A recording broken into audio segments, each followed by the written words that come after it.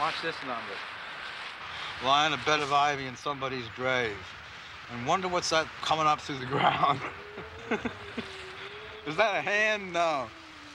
Now, Mother, I know we're not friends anymore, but I know you're watching over me. And for Christ's sake, stay out of my goddamn dreams. You come to me about once a month looking very dead. And then you smile an earthly smile, and I miss you very much. I don't really feel that I'm a hard person, but other people might. Especially after the job I did on my mother.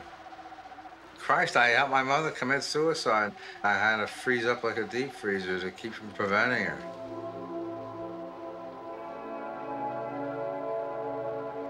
I can't stand the sight of a woman crying. My mother was enough to blow my mind for many years. Especially when I was a kid. That's all she did was cry and scream and rage and cry and rage and cry. And it was really a big scene.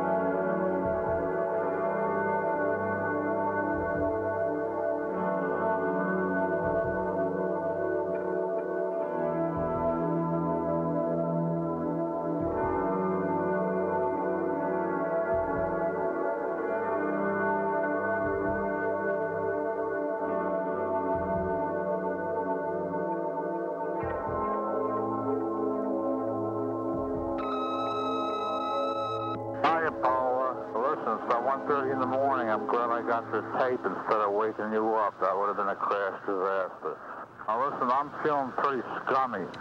Robert's answering machine is turned off. I guess he doesn't want any messages from me. It's bad enough I talk when I'm well. Now I'm feeling sick. I had some Coke, but mostly it's worn off. I like Coke. It's all that's keeping me alive right now. I feel like shit. I feel lower than shit. My whole fucking life. 25 years of my life is shot. And listen, I got great news for you. I'm gonna fucking kill myself. And Bob can explain to you why. I already gave him all the reasons in a letter. And I don't give a shit if you lock me up for it or not, because sooner or later you'll have to let me out. Now, next time you see me, I'll be all better.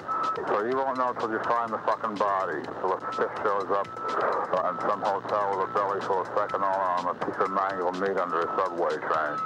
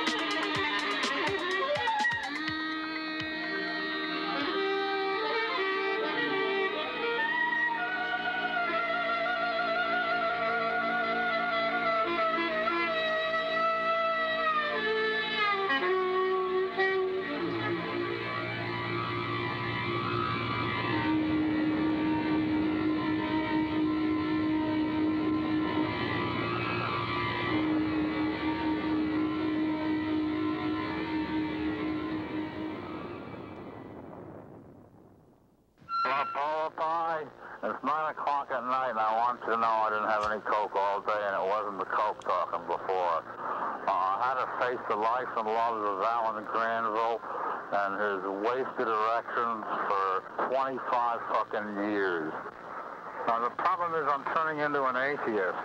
I'm trying to revert back to atheism from agnosticism, and I need a little literary help, and I want to get some special books by Camus, certain ones. I've been an agnostic since 1975, since Naomi was strangled.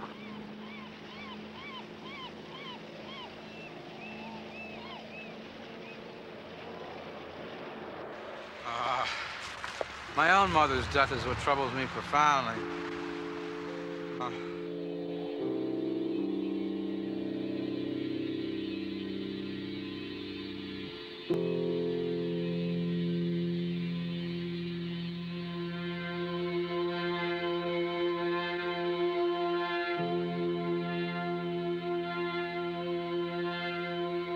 Atheist. There is no God and no afterlife. Period. My father's creed. There is nothing but matter. Not formally arrived at through study, but assumed and lived. He got to me when I was 5 and sang my prayers at the foot of the bed. Nobody can hear you, nobody is there, and all I saw after he left was the ceiling and the darkness. I didn't mind, it didn't hurt, and I felt relieved.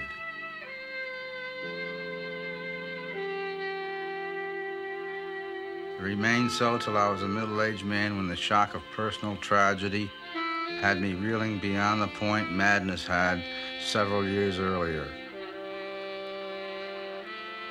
A woman was killed in front of me and then dragged out the door to be found sprawled on the sidewalk, to be carried back daintily like a handkerchief by an ape with a gun. I accomplished no special purpose in this world. No mission, no special place of exile except everywhere.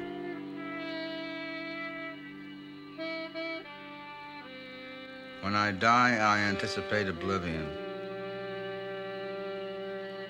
Not the murky self of a reincarnated animal, but the bliss that goes beyond the slow disintegration of a stone.